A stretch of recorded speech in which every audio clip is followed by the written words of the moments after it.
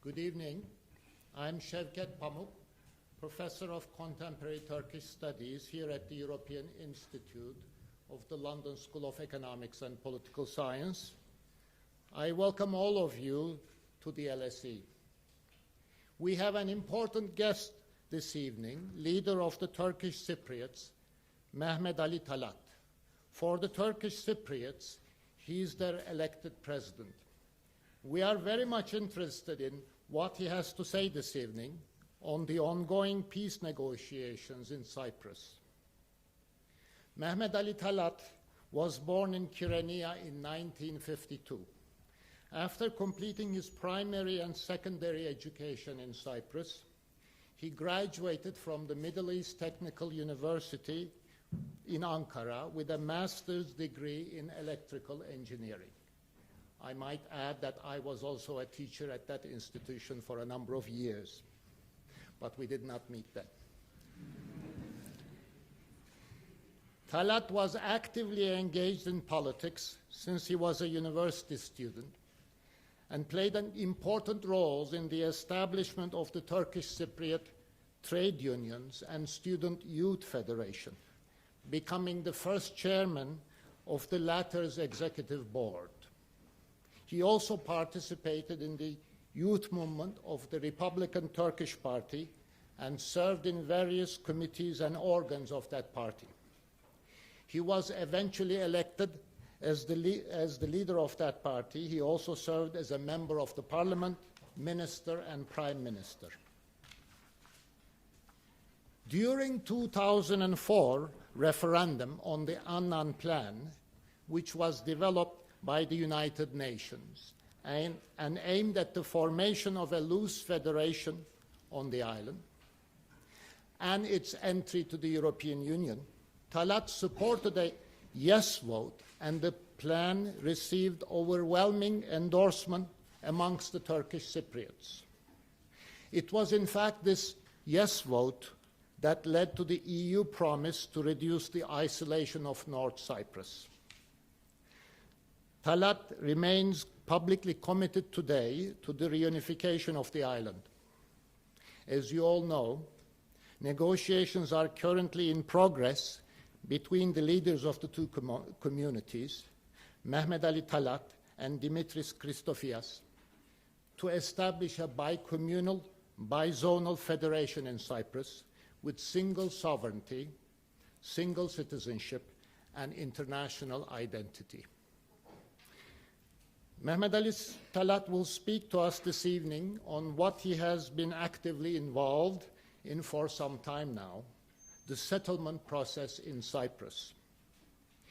He will be happy to take questions afterwards. LSE hopes to have a podcast and a video of this event available online afterwards, barring technical difficulties. Please join me now to extend a warm welcome to our speaker.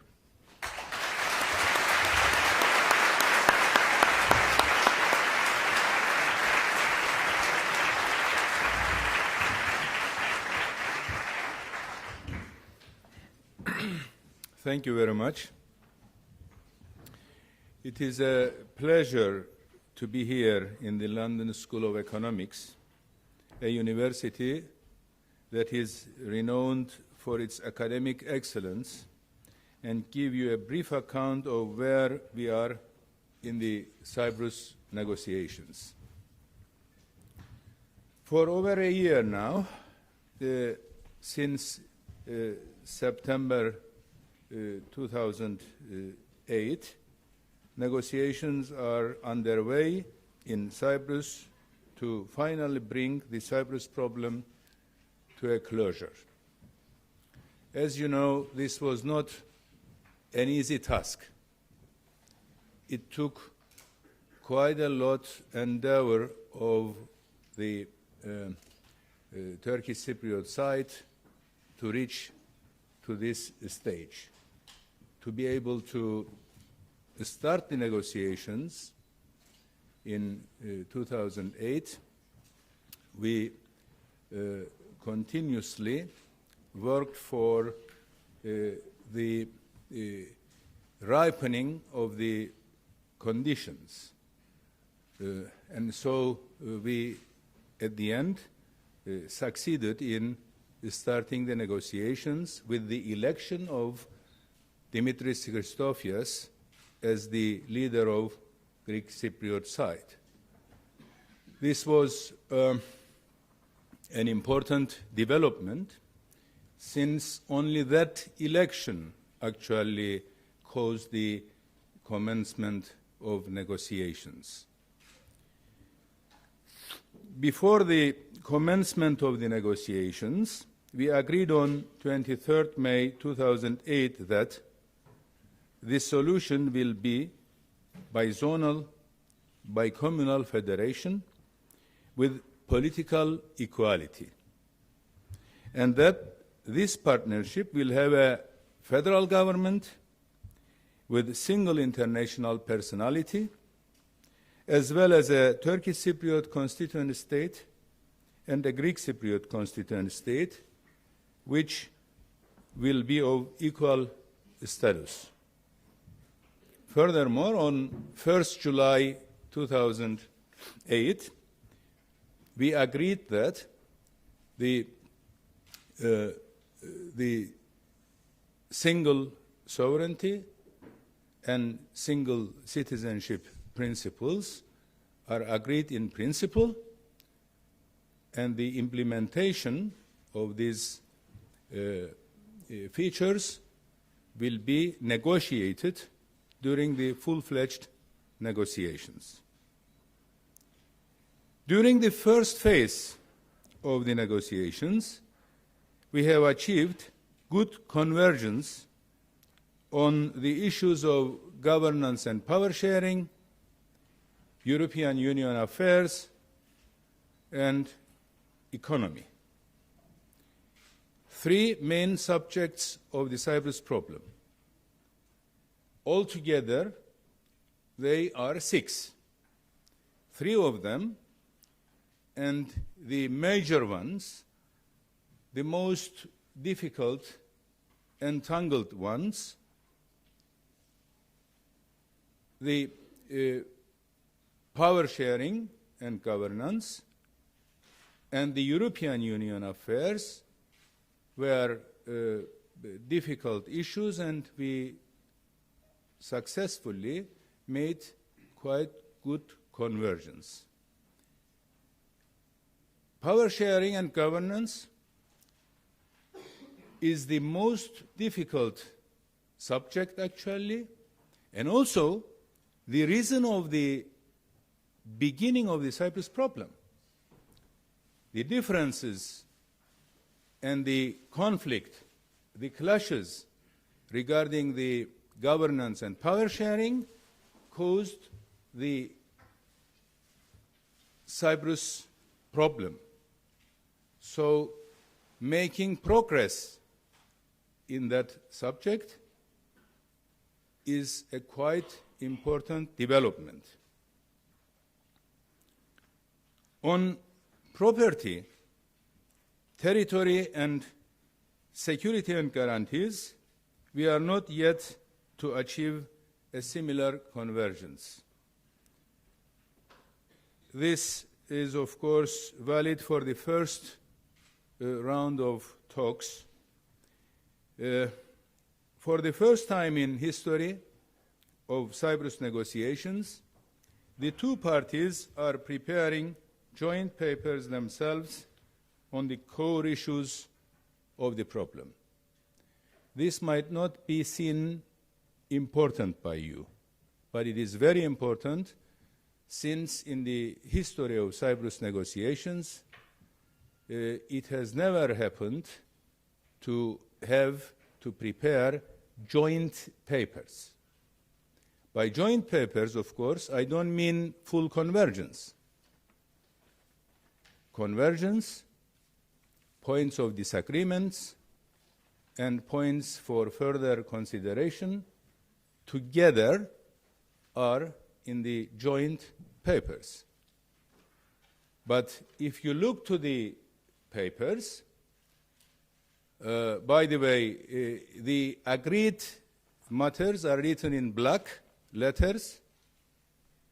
Turkish Cypriot proposals which are not agreed by Greek Cypriots are written in red, and Greek Cypriot proposals which are not accepted by Turkish Cypriots are written in blue.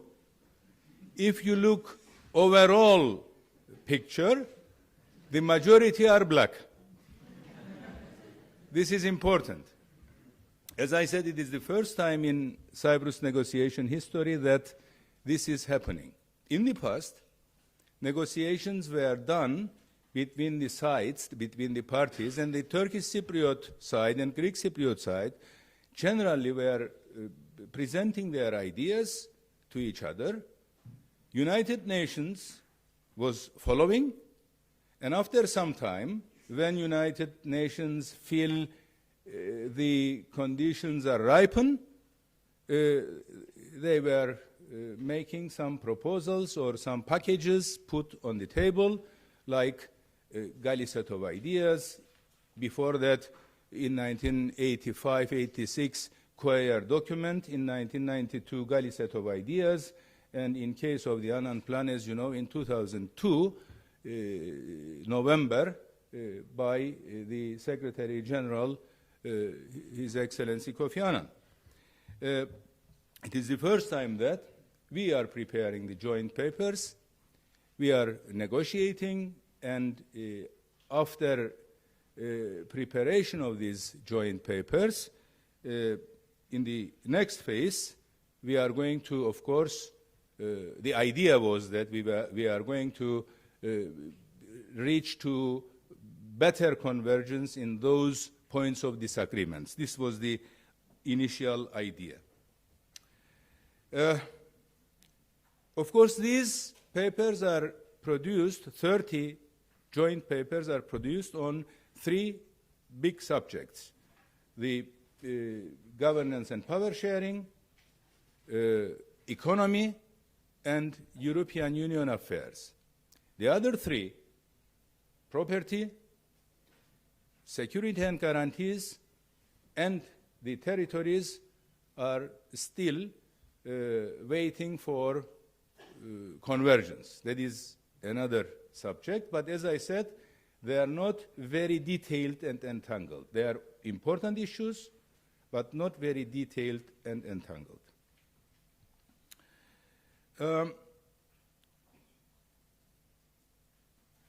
It is true that we could have achieved more progress in the negotiations if the Greek Cypriot side would have agreed to start from somewhere, say from the Annan Plan, or at least to have a more intensified process. But this is very well known. You all know that this couldn't happen because of the demonization of the Annan Plan in the Greek Cypriot side. This became impossible to start from the Annan Plan, so that we could start from where we left, and we could have quick progress. But unfortunately, we started from the scratch. Not very from the scratch, but actually we started from somewhere which is which was not very clear. So, because of this and because of the lack of intensification, the negotiations went slowly. At least we couldn't reach the expected pace. Nevertheless, the progress we achieved so far cannot be underestimated. The second phase of negotiations started on 10 September 2009, with particular emphasis on the issue of executive and property. The Turkish Cypriot side also expressed the need for a better structured and more intensified process in the second phase to increase the momentum in the negotiations and achieve a comprehensive solution in early 2010. Subsequently, we agreed to meet twice a week instead of once a week, twice a week, so that doubling the frequency of our meetings, which has been the case since September, and recently we also agreed that we will have more intensified meetings in January, whole day meetings for 3 consecutive days. This is an important, I think, decision which has been taken by us. 3 consecutive days and full days in 2 sessions, one starting with 10th of January, 10, 11, 12, and the next week, again 3 days, full day negotiations. Hopefully, we will make good progress. We need to find ways to expedite the process to be able to find a settlement before the current window of opportunity is lost. It is also true that the Turkish Cypriot side is in more need for a settlement than the Greek Cypriots. The Greek Cypriot side feels comfortable with the current status quo, as they are the recognized government and the member of the European Union. Turkish Cypriots, on the other hand, are still living under isolations. Every step towards lifting of the isolations will improve the prospect of settlement in the meantime. I believe all the issues before us in the negotiations can be solved with goodwill and compromise. This is the magic ability of the leaders, if they can, in order to be able to conclude this protracted problem.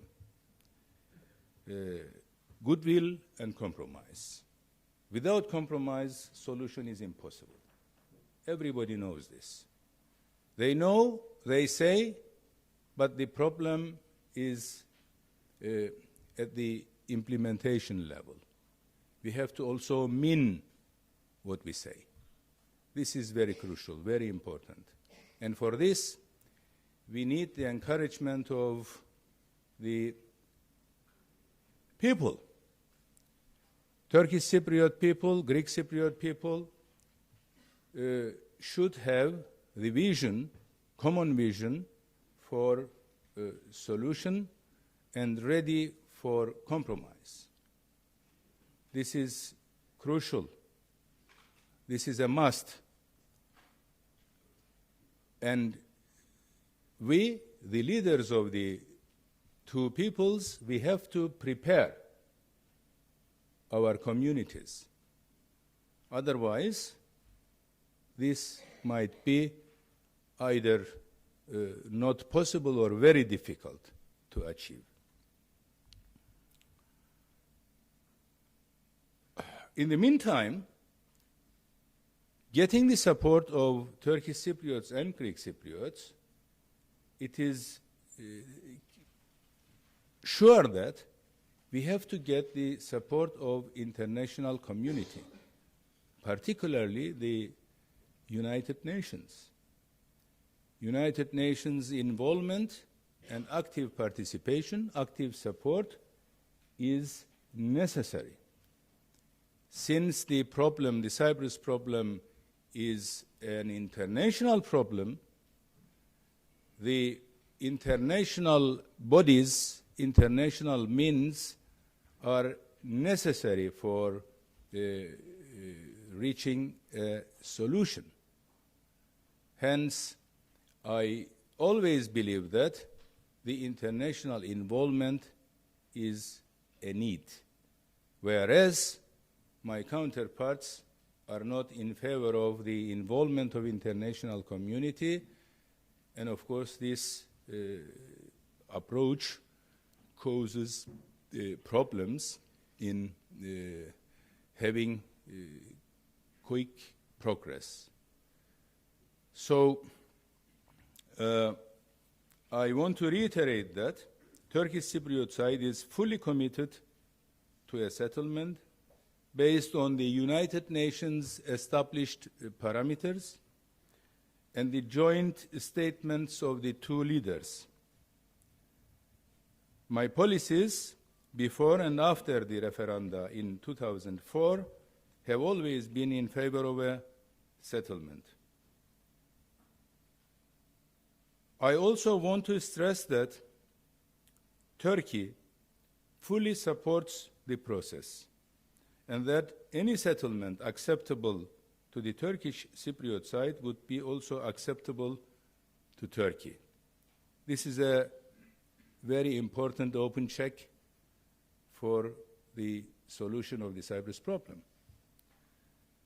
I also believe that Mr. Papandreou will be an important asset for the successful conclusion of the negotiations. Now, what is required is to encourage my counterpart, Mr. Christofias, to be more flexible with some of the positions and allow us to find a settlement early next year. I'm doing, on my part, everything I can to convince him to be more flexible, particularly on the issues of property and the guarantees. The active involvement of the United Nations, as I said, is crucial for efforts to achieve an early settlement in Cyprus. And also, I want to highlight an important issue that in the second phase, we actually made a good development, a good progress took place, although not big achievement, big step, but a considerably important step has been taken in the second phase by making a joint paper, again, on the categorization of the properties.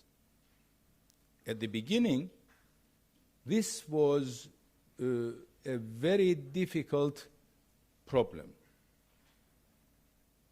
Quite a long time, we were desperately hopeless because of the Greek Cypriot side's position regarding this issue, that Greek Cypriot side was having the idea that the properties, the fate of the properties will be decided fully by the dispossessed owners.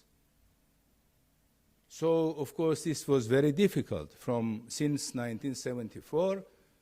No, actually, the dispossessions started in 1963. But the biggest number of properties which were dispossessed in 1974, and since 1974, a lot of developments took place regarding those properties.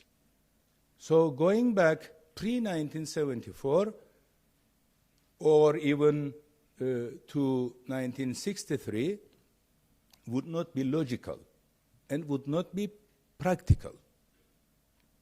So our concern was very deep. But when we discussed this issue quite a long time, it has been understood that by keeping our ideas as they are, we should start to categorize the properties, because there are many types of properties. So we started by categorization of the properties, and we are expecting to also find or negotiate and agree on the remedies for those categories. And by achieving that, we have the opinion that a good progress might take place. So the most complicated, most difficult issue of property is now becoming less complicated, let's say, or at least some progress we are observing on that issue, the subject also. In general, the Turkish Cypriot side is committed to the solution. My friend Christofias also expresses his commitment for a solution, and our decisiveness for the continuation of the negotiations. We will not leave the table. We will negotiate until a solution. And we think that this will yield some positive results, because we need it. Actually, everybody needs a solution. Sometimes it is seen as Turkish side is in a more difficult situation, and that's why that they want a solution. But Greek Cypriots are comfortable and they don't. This might be true for ordinary people, but coming to the level of intellectuals, to the level of politicians, to the level of knowledgeable people, it is clear that continuation of the non-solution would cause the division to continue forever and become permanent. So that is another reason for trying to find a solution as soon as possible. So I hope we will do our best to reach to a comprehensive settlement until the elections in the Turkish Republic of Northern Cyprus, because elections in April might cause, although short, it doesn't matter, but might cause an interruption of negotiations. So finding a solution until that time would be the best. Otherwise, there is always a possibility to lose the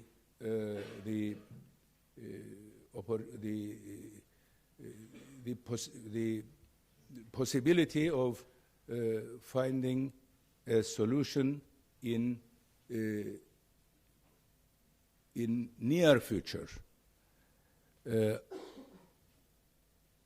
time is not for the solution, for the side of the solution. Time is for the side of division and continuation of the non-solution conditions. So we have to be careful and quick enough to make progress.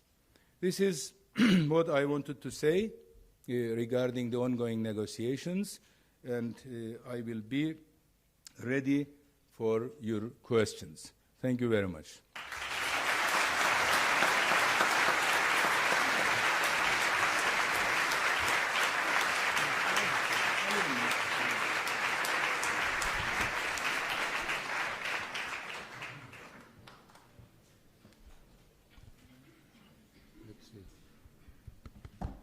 Thank you very much for this very clear assessment of at least where you stand in these negotiations, very delicate negotiations. As I mentioned, our speaker is now ready to take questions. May I just point out that when the LSE microphones reaches you, please stand up and state your name, and please make sure that you ask a question and keep your comments very brief, please. Thank you.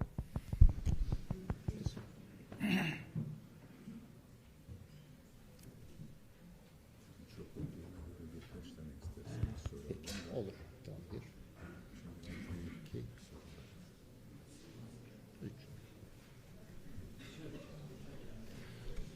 So we will take 3 questions and then the President will answer them. Yes. My name is Aysin Yilmaz and I would like to ask President Talat, next year when you hope to reach a settlement, are there any plans to go for a referendum to ask the Turkish and the Greek Cypriots on your outcomes?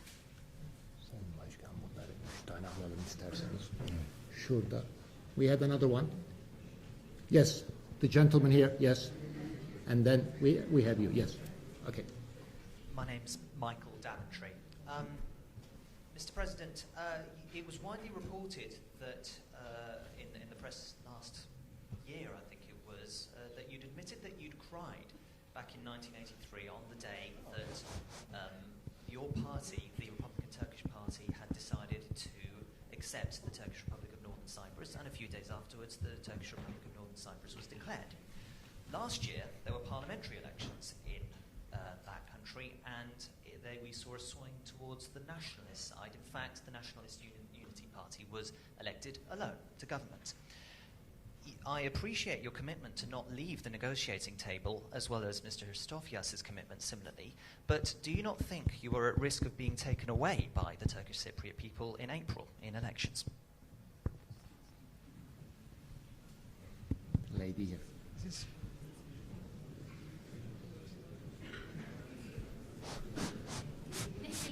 Nesil Cazmoğlu.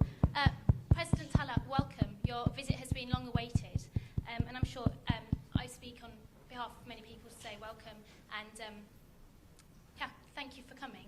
I recognise, like most Turkish Cypriots do, I'm sure, that your visit to the UK is a positive step. Your meeting with Gordon Brown was a positive step, despite the way that some of the Turkish community papers have reported it. And I know it's because of the efforts that you've made for diplomatic relations to improve, and the efforts of the Turkish Cypriot diaspora here in London. My question really is, what's the significance of this visit when we consider the future of the future of Cyprus and the future of Turkish Cypriots?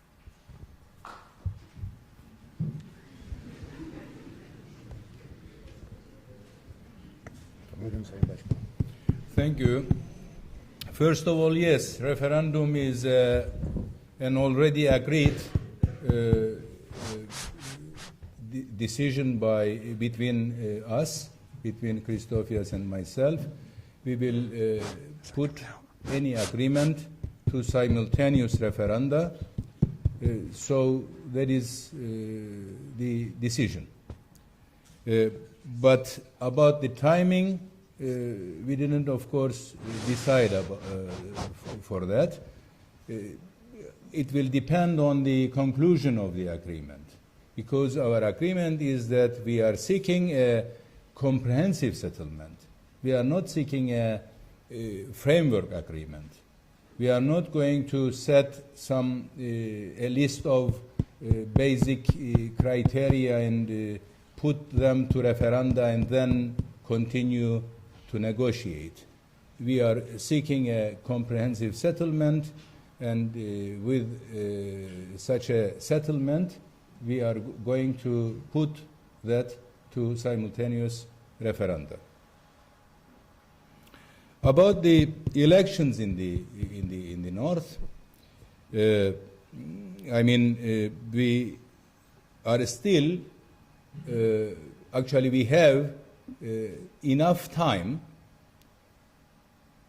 to the elections to continue to negotiate and hopefully conclude the negotiations.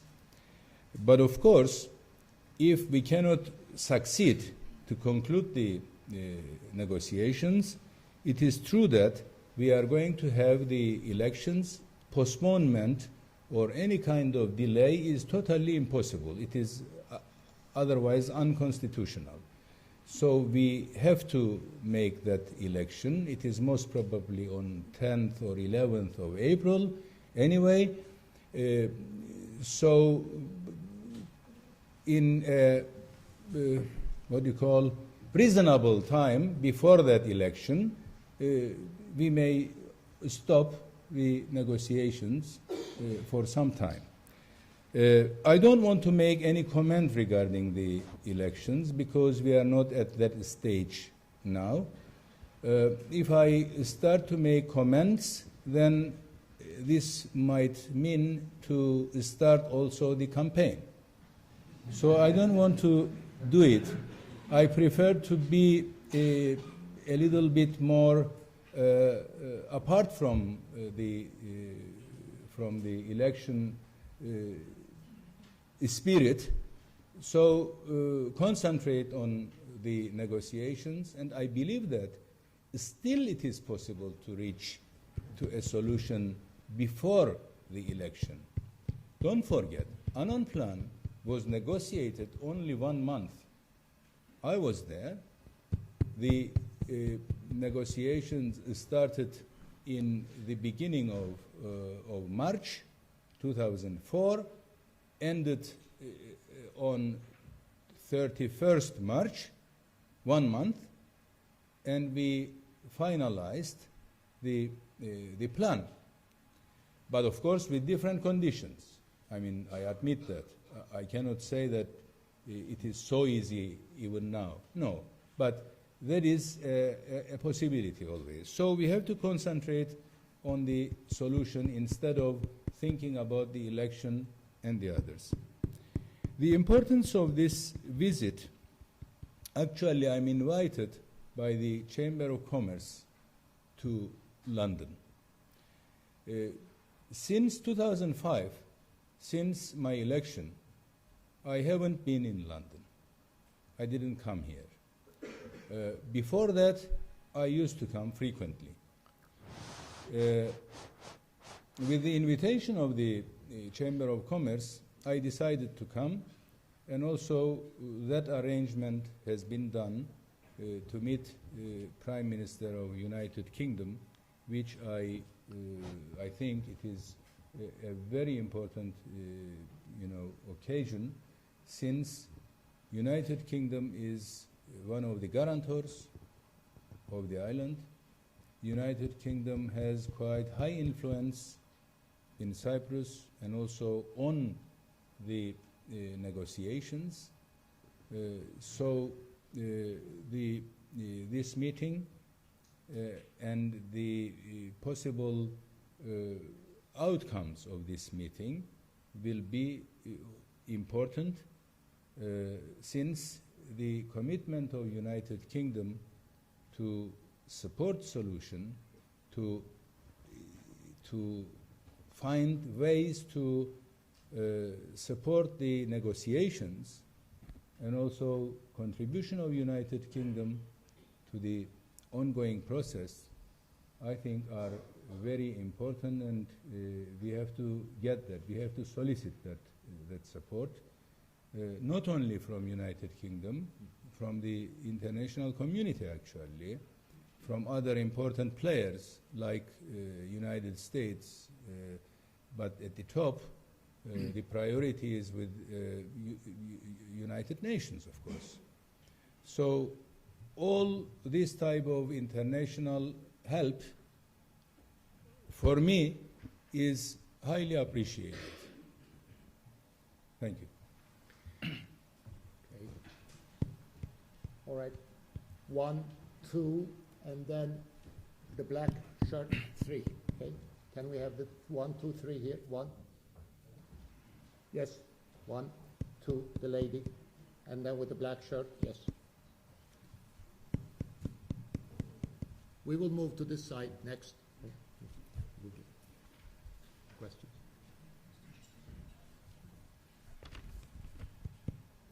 Hi, my name is Sava. You've mentioned the agreement on the 23rd of May 2008 about bicommunal, bizonal federation with equality. But the agreement was stating that equality should not be defined arithmetically. My Excuse me, question is, I cannot get the question. the agreement said that the equality should not be defined arithmetically. So my question is, why do you keep insisting on having 60-40 while the Annan plan was rejected and that its provision said 70-30? Thanks. Siz niye equality'de insist ediyorsunuz gibi bir soru sordu. Annan plan reject edildi. Siz niye equality'de insist ediyorsunuz? Yes. İsterseniz söylersiniz. Ben yeterince duyamadım ama böyle anladım diye. My name is Aylin Yardımcı. I'm from Turkey, but I'm more concerned about the feelings and well-being of the Turkish Cypriot community in Cyprus. Do you think, as their leader, as their president, do you think their eagerness for a solution in the island, which was already manifested during the Annan Plan referendum, do you think this is underestimated or even ignored by the wider international community? Thank you.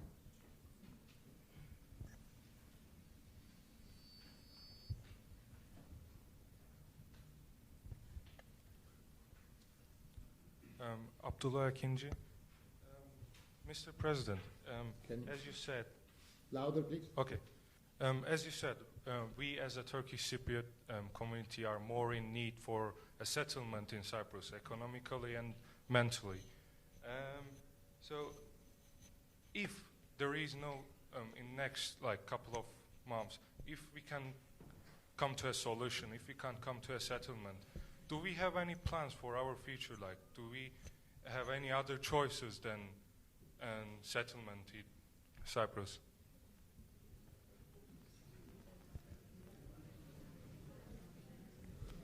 For the first question, if I understood right, it is about the equality, the argument of the Turkish Cypriot side that the solution will be based on political equality. If it is so, let me tell that the Greek Cypriot side already accepted the political equality of Turkish Cypriots. This is not a new principle. This is a very old principle. It has been adopted by the Security Council, and it is a decision of the Security Council. The political equality of Turkish Cypriots and Greek Cypriots has been defined by the Secretary General in one of his reports, as far as I remember, in 1990, most probably, and then endorsed by the Security Council. And it is valid since that time. And together with Mr. Christofias, we declared our commitment to find a comprehensive solution based on political equality, besides the others, I mean. I don't think that Greek Cypriots rejected the plan because of that provision that it has political equality of Turkish Cypriots. So the very reason is the principle which has been established by the United Nations, and also that it is mutually accepted by Turkish Cypriots and Greek Cypriots. About the that Turkish Cypriots approved the Annan Plan, and whether the international community underestimated this fact. Actually, my personal view is that you are right. It has been underestimated, sometimes quite conveniently, but again, the repercussions of the Turkish Cypriot approval of the Annan Plan is making positive contributions to the Turkish Cypriot political image, worldwide, I mean. Although we couldn't get all benefits of that, despite the Secretary General's very positive report to the Security Council on 18 May 2004. There, the Secretary General called the international community to lift the isolation of Turkish Cypriots, since this decision of Turkish Cypriots had undone the measures, the rationale of the measures taken against Turkish Cypriots, and also lifting the isolation of Turkish Cypriots would not be contrary to the Security Council resolutions taken in 1983 and 84, but as you mentioned, unfortunately, in the normal different circles of activities, this decision, this stance of Turkish Cypriots are underestimated. This is a fact. But in general terms, it is contributing. Turkish Cypriots' positive response to the Annan Plan has changed the general international image of Turkish Cypriots, and also actually the general view of the Cyprus problem. Now nobody can argue that Turkish Cypriots are not in favor of a solution. In the past, this was the case. In the past, it was argued that Turkey was not in favor of solution, but Turkey, as everybody knows, encouraged Turkish Cypriots to vote in favor of the Annan Plan, which was entailing a lot of sacrifices for Turkish Cypriots. So it gave a positive contribution to the image of Turkish side in general. But you are very right that it didn't get the all needed and deserved support to that stance. Of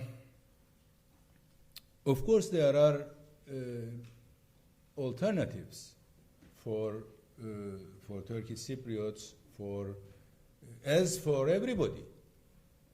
I mean, alternatives, but it is important to really weigh whether or which alternative is less painful and more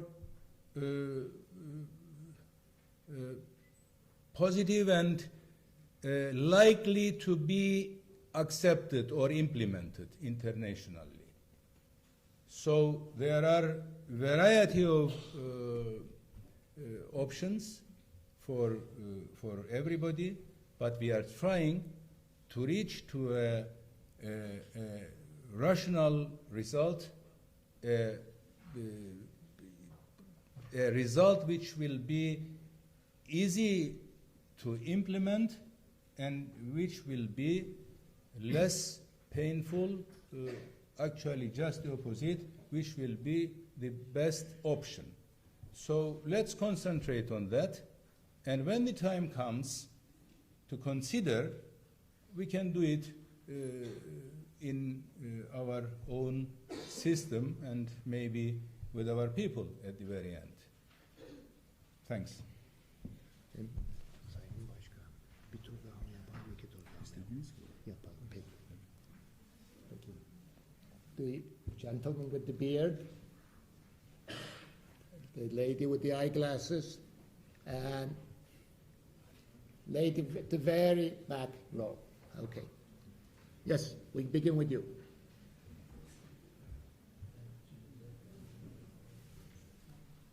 Please, your name and the question, please.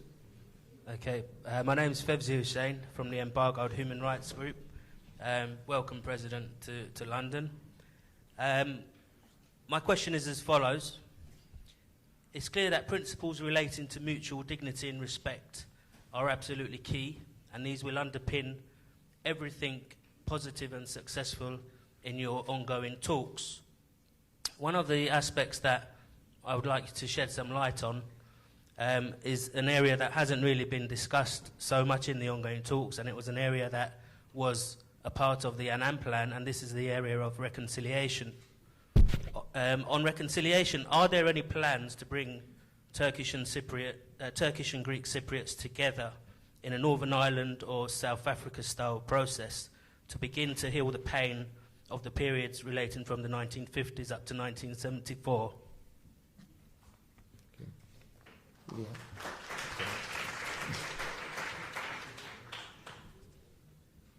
No. There is a lady with eyeglasses here. Yes. Right. Yes. Okay. Hello, my name is Markela Antonopoulou. I'm from the Greek Cypriot side. Mr. Talat, you have mentioned that Mr. Christofias needs to be more flexible, especially on the subjects of poverty and guarantees. However, these are the two subjects that Greek Cypriots feared during the Annan Plan as well, and they are still they still have problems with these two issues. And this was endorsed and reflected in a recent study a few months ago, that it actually said that about 70% of Greek Cypriots, if presented with a plan right now, would vote no. So how, this intensification of the process, how is it going to change the feeling of the Greek Cypriots? Don't you fear that they're going to vote no again? Yeah.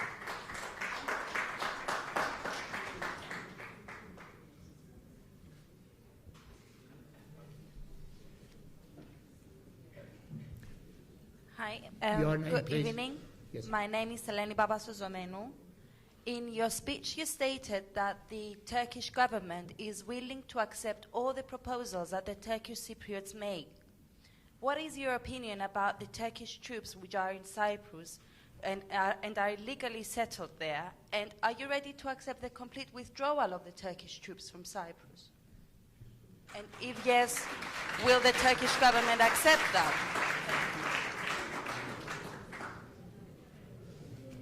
Yes, thank you very much. About the reconciliation, which actually I didn't mention in my speech, it is true that there is an important need. Reconciliation, but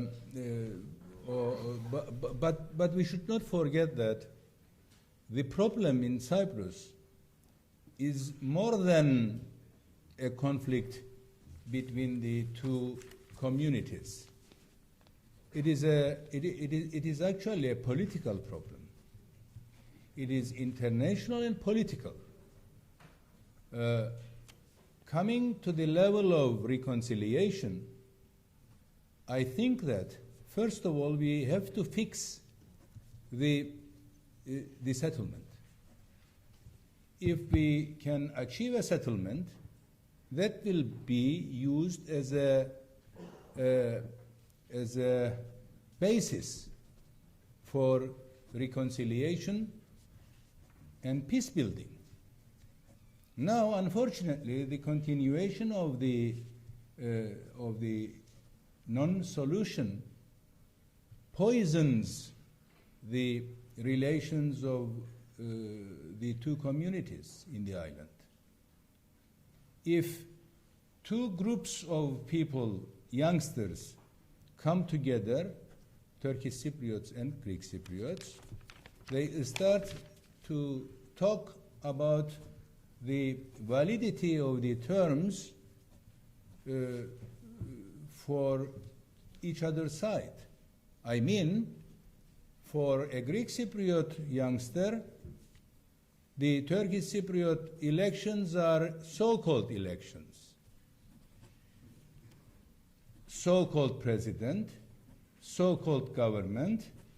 Sometimes it goes to so-called police, and so forth. For Turkish Cypriots, of course, not with the same rhetoric, but again for the Turkish Cypriots, it is clear that the Greek Cypriot authorities do not represent Turkish Cypriots. They are the usurpers of the rights of Turkish Cypriots for quite a long time. But just imagine, if we reach to a solution, if we agree on the terms of our future life, will this conflict, will this argumentation continue? I don't think so. Everything will be settled, everything will be clear for both groups or for both communities. And from that time onwards, we are going to start to build peace on top of it. The solution of the property problem, whether that property belongs to the Turkish Cypriot or Greek Cypriot, whether this right is possible to be used by Turkish Cypriots or not, the issues regarding the governance solved, then peace building can start on top of it. So reconciliation, to my opinion, or actually that's put in another way. Of course, I'm not against this kind of efforts, and all the activities of the non-governmental organizations and the trade unions and others are very valuable. But to get real progress, the poison has to be cleared, which is the problem, which is the Cyprus problem. And I think this will take some time after the settlement also. We will need some time. We will work on the ways of promoting reconciliation between the two communities, but with a resolved problem, this will be much easier.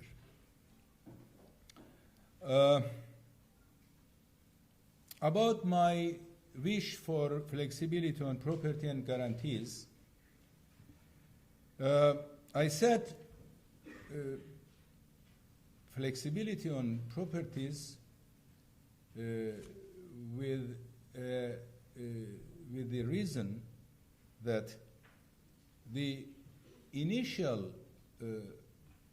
idea of the Greek Cypriot side has been to forget about the development since 1974. I mean, nobody can think about this. Nobody can digest this.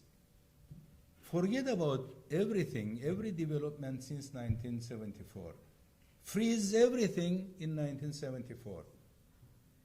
And with a solution, go back pre-1974.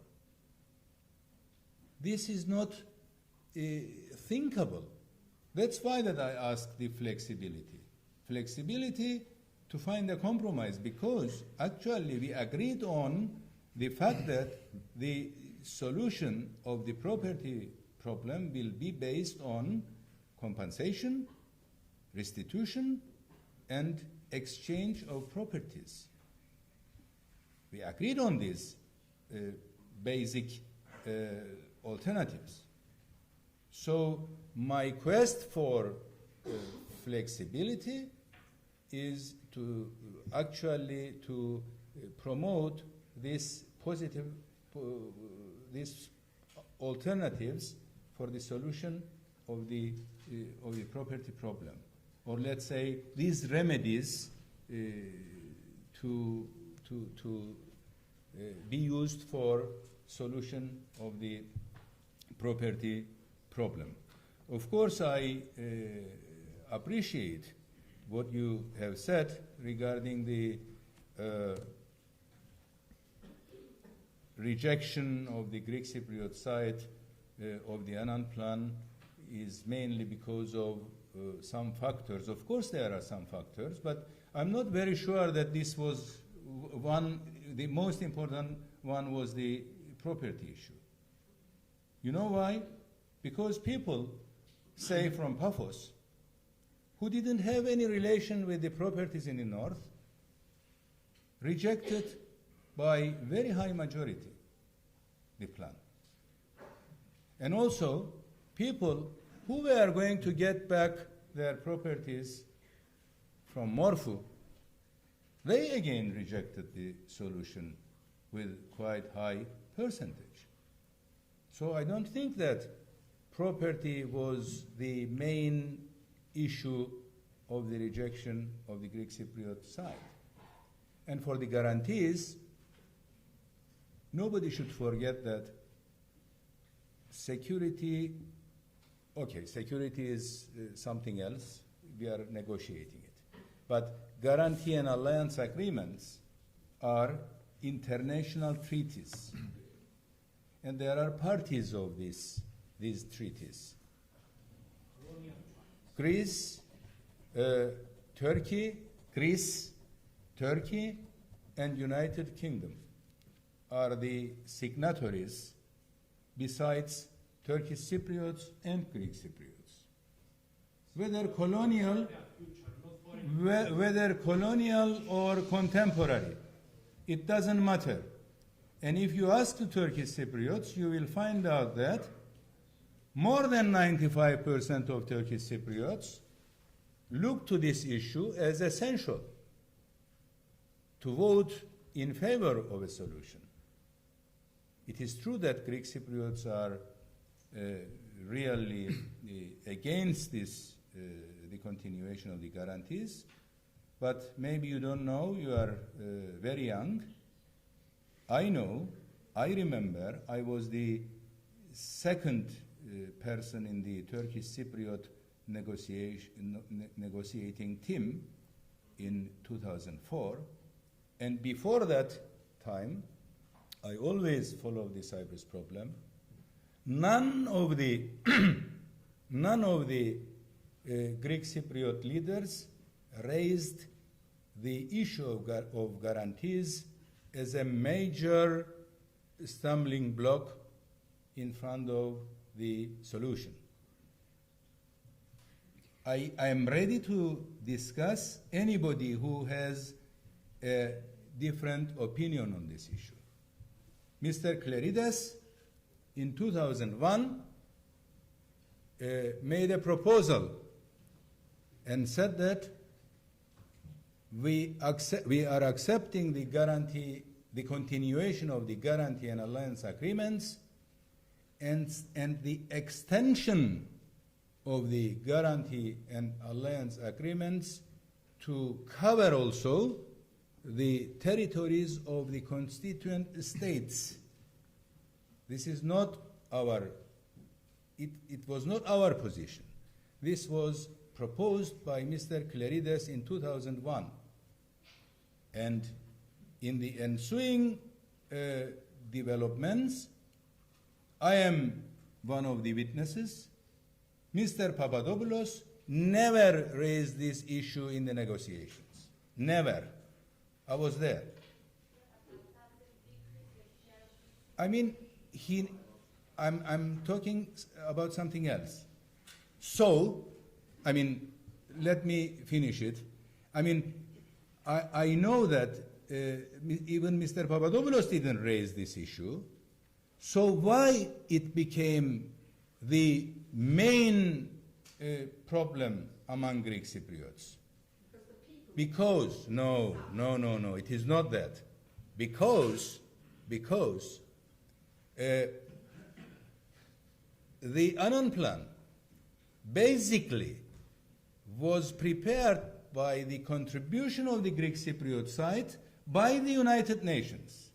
This is the historical fact. Because in the preparation period, Annan Plan was not in any way had any sympathy for in front of Turkish Cypriot side, and Turkish Cypriots didn't contribute to the preparation of the Annan Plan. But Greek Cypriots made the necessary contribution, but despite this fact, they rejected the plan, or actually their leader called the Greek Cypriot Society to reject the plan.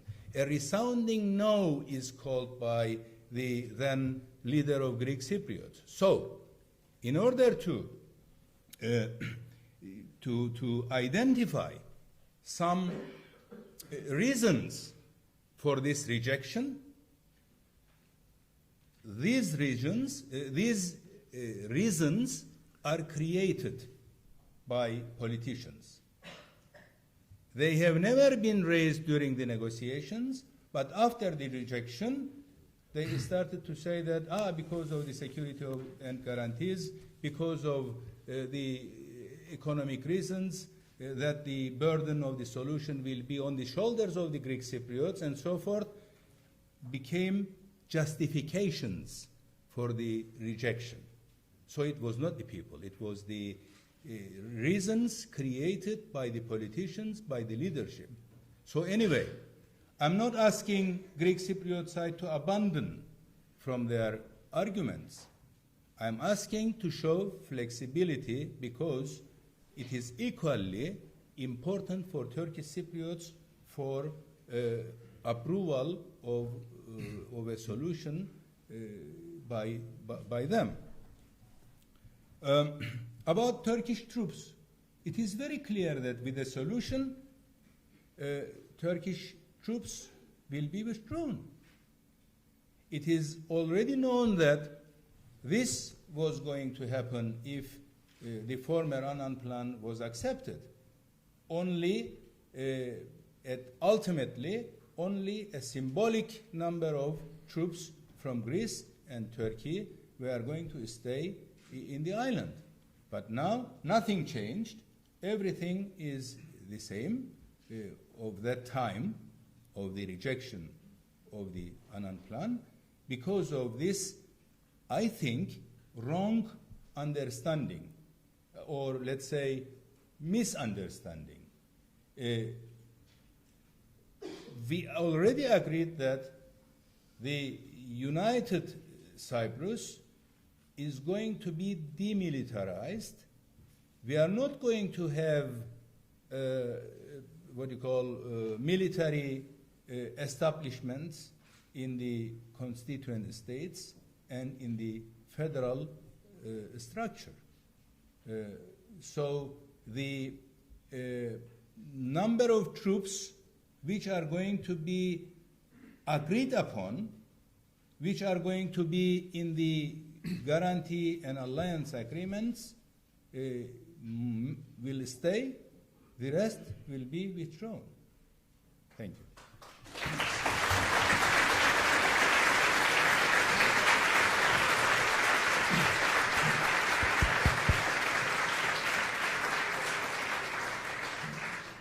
Okay.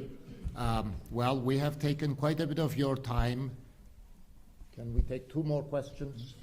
Okay. 1 and 2. 1 and 2. Right.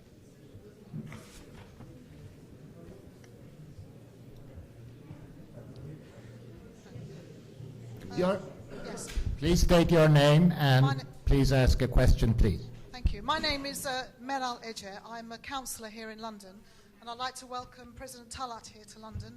And I've enjoyed what he said, and I found it very, very interesting. The question I want to put to you is, given that the Republic of Cyprus is a member of the EU, the European Union, and I know that many British people here, as well as Turkish Cypriots, us Turkish Cypriots here in London, were quite surprised that following 2004, the rejection of the Greek Cypriot, the Republic of Cyprus, for the Annan Plan, they were admitted to the EU. So the EU now has a country, a member state, which is in effect divided. I'd like to ask you, how much support is the EU giving, and how much, how involved are they? Because it must be in their interest to have a resolution of this long-standing problem for Cyprus. It's in the interest of all the EU, the expanding EU now. I'd like to ask you how much support they are giving and how much pressure they might be bringing to bear on the Republic of Cyprus as well, because I know Greece is very supportive, to make sure that there is a solution as soon as possible. Okay.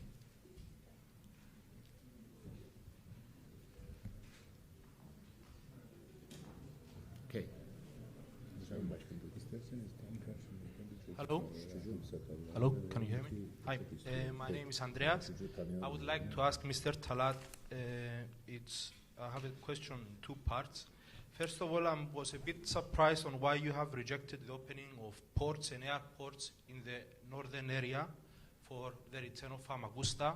That was a proposal given by the Greek Cypriot side in 2004. Am I correct, or am I? Yeah. Also, in your speech, you make mention of the lack of intensification of talks. Now I believe you will be meeting with Mr. Christofias almost every day.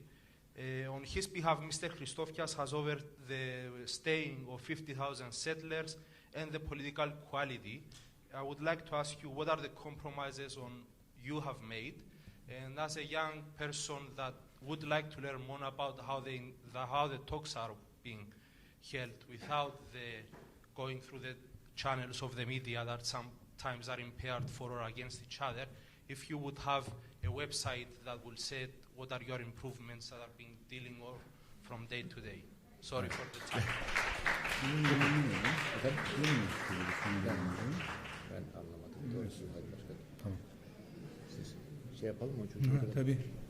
One final question here.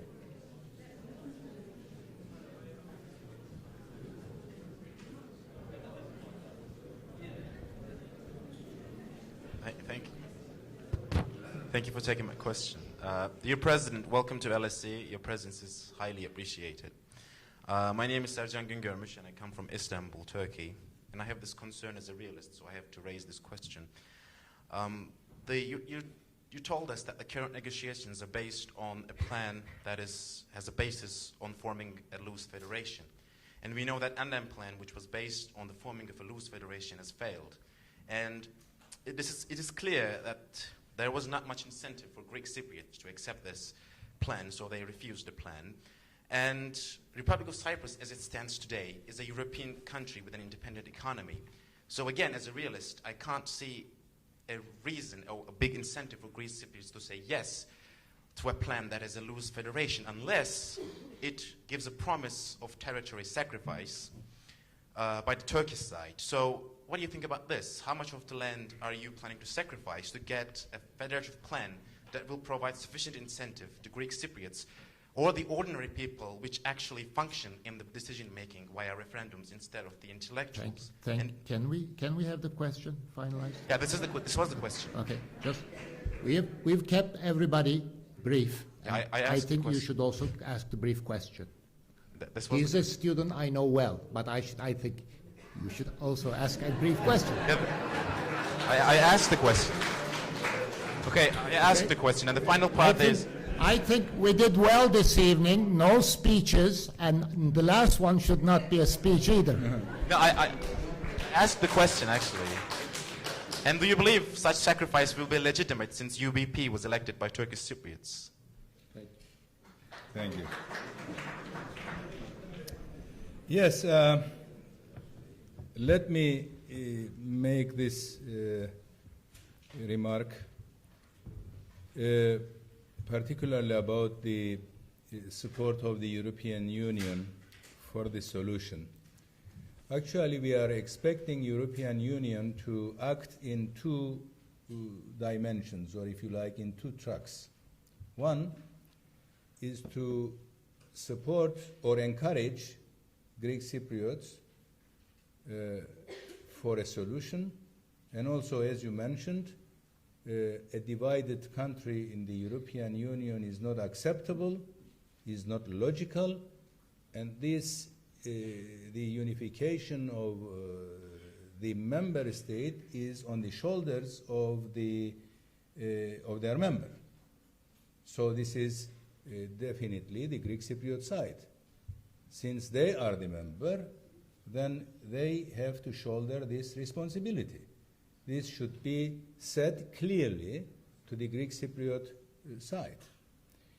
The second track should be the encouragement or let's say support to Turkish Cypriots in order to keep Turkish Cypriots in the right direction, in the right policy.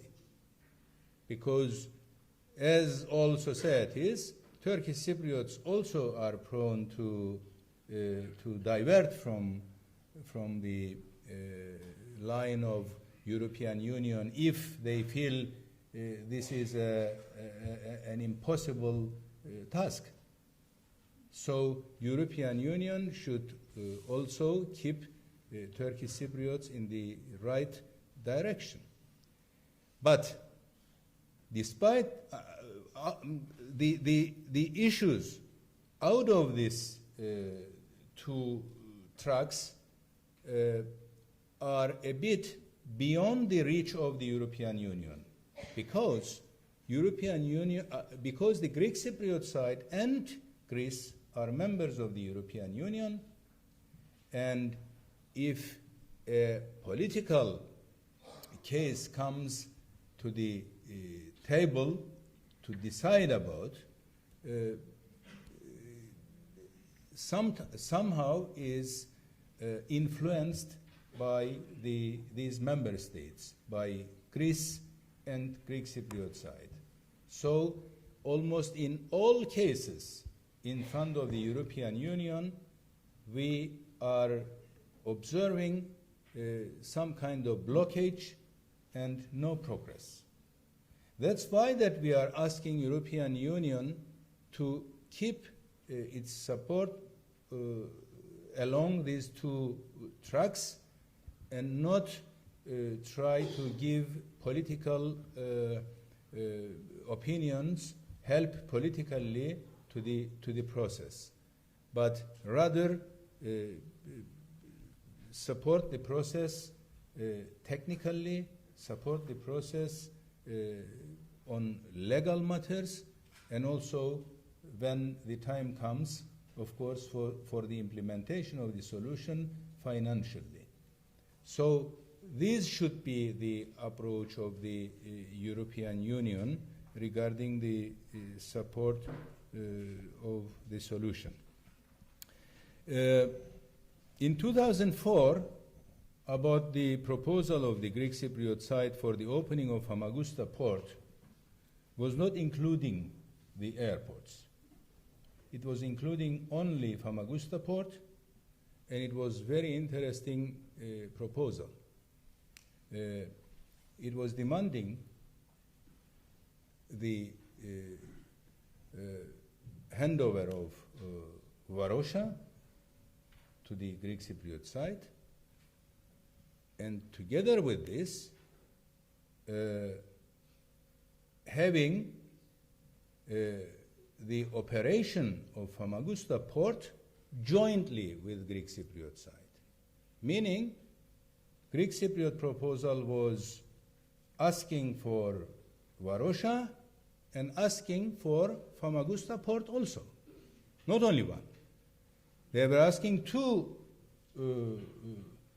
concessions or two issues to be given to Greek Cypriot side and giving way to the operation of Famagusta port jointly but through a company established in Germany, I think, or somewhere not in Cyprus. The port, Famagusta port, was going to be operated by a company established, say, in a European Union member state, but it was going to be a joint company, Turkish Cypriots and Greek Cypriots, and they were asking also the Varosha to be given to Greek Cypriot side. So this was not an acceptable proposal for Turkish Cypriots. About the concessions given by the Greek Cypriot side, of course, it depends whether these are concessions or not, because there are citizens of the Turkish Republic of Northern Cyprus, and these citizens are living there. They established their houses, their livelihoods, everything there, and even thinking to send them back from those places is something very, what you call, unbelievable. So I don't accept that this is a concession given by the Greek Cypriot side. Don't forget, in the Annan plan, again, the same number was mentioned. So it cannot be taken as a concession by the Greek Cypriot side. And not only that, also political equality is a long-established parameter of the United Nations, and it is not given as a concession to Turkish Cypriots. No, I cannot accept this. This has been accepted since 1990, I said, which means starting the discussions of the Gali set of idea, which goes back actually to even 1986, 85, 86, and it was definitely during the term of Mr. Vasiliou, endorsed by the Security Council and accepted by the Greek Cypriot side. So it is not a concession, or it is not a new development. What we did, since quite a long time, you remember that Turkish Cypriot side never accepted bicommunal, bizonal federation to be the solution.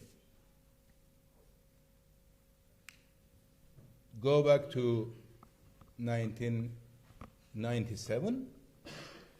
In 1997, Turkish Cypriot side proposed confederation as the solution. It is the first time that during my period, bicommunal, bizonal federation has been accepted by Turkish Cypriot side. If you go further, single sovereignty and single citizenship are also accepted by me. These are admitted by Mr. Christofias. If you ask him, he will say that it is true that he is the first Turkish Cypriot leader who accepted this. How about 1977? That was 1977 time. It was 1977 time, and there it was accepted by both leaders, but in the course of time, the policies were changed, and as you know, in 1997, the proposal of Turkish Cypriot side was confederation. Okay, it was so in 1977, but in 1997 it was not so. So between 20 years you changed your central policy with no effect. So what does this tell us about the future? Anyway, okay, I'm not going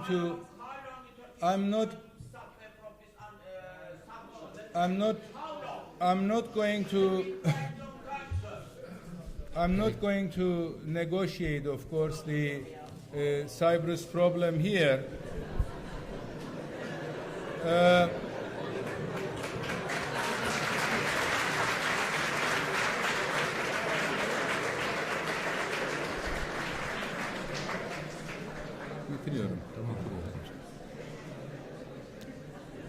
I think we've done very well this evening. Just let's give our speaker the chance to finish his remarks, please. Yes, and lastly, the question regarding the land sacrifice of Turkish Cypriots for the sake of solution. Of course, this is a matter of negotiation. The discussions will take place on the table. Of course, I cannot negotiate such a issue here. It is a matter of what you call negotiation, and it will be taken in the course of negotiations. Of course, there are issues to be compromised, but these are not only in the Turkish Cypriot side. These are also in the Greek Cypriot positions. So we have to take them in a equitable manner. We have to keep the balance, the delicate balance. If there are some concerns of Greek Cypriots, say in the Annan plan structure, there are some concerns of Turkish Cypriots. And in order to make a plan acceptable for both sides, maybe the different issues are going to be used as trade-offs between the sides. So all these are going to be are going to take place on the table. So it is not correct to think that by giving land to Greek Cypriot side, solution is going to be somehow safeguarded. There are a lot of dimensions of the problem, and all these dimensions have to be tackled. For example, there is a very interesting fact. For Greek Cypriot side, direct election of the presidency, according to the opinion polls, is almost a red line. We were not expecting such a what you call commitment, if you like, or such a even obsession. Red line, they want direct election of the presidency. It is not possible to elect the members of the presidency in the Senate, in the parliament. Why? It is not democratic. So this means United Kingdom is not a democratic country anyway. But I mean, this became a kind of red line for Greek Cypriots. Look to Turkish Cypriots, there is no red line for this. If you ask to Turkish Cypriots, and it is done, for Turkish Cypriots, this is not of big importance. For Turkish Cypriots, it is equally valid to elect the presidency, the members of the presidency, by direct vote, by popular vote, or by the Senate. No problem.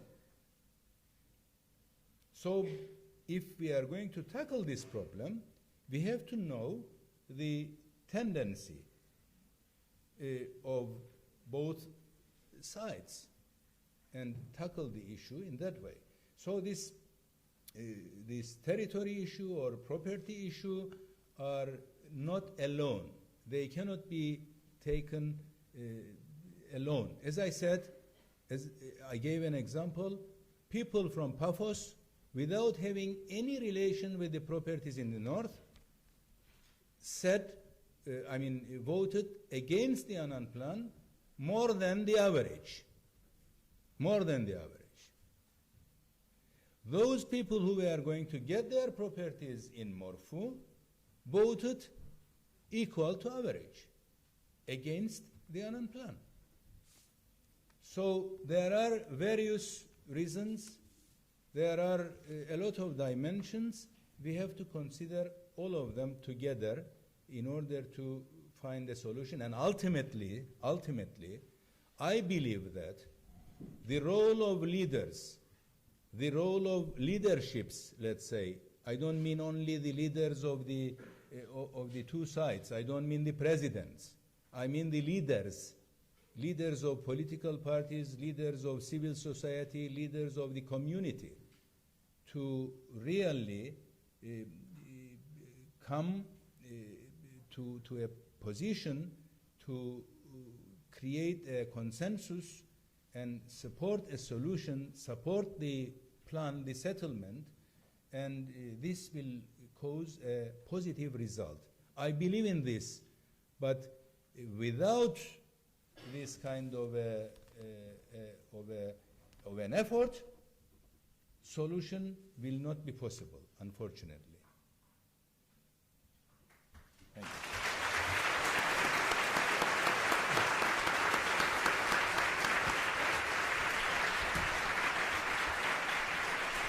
Just please give us a second. Let me.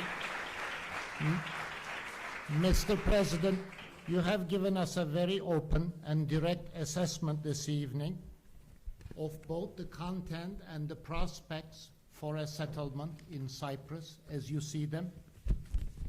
You have answered the questions from each member of the audience very clearly and very directly, both from Turkish Cypriots, Greek Cypriots, and others. And we are indeed very pleased, very honored that on your first visit to London since your election, you have agreed to speak here at the LSE. We thank you very much for coming here this evening, being with us, and I want to also thank very much the audience for a very fruitful, open exchange. One final thing, if I may. I have been asked to remind you, please, to remain seated as our speaker exits the theater. Thank you very much.